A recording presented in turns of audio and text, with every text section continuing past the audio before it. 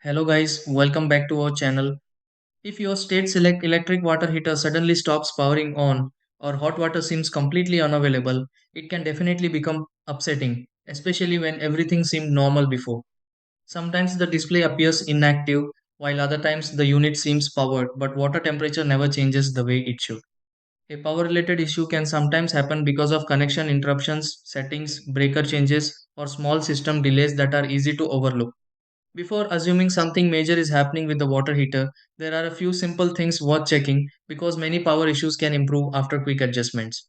Let's go through several easy troubleshooting steps that may help with a state select electric water heater power issue. Try these.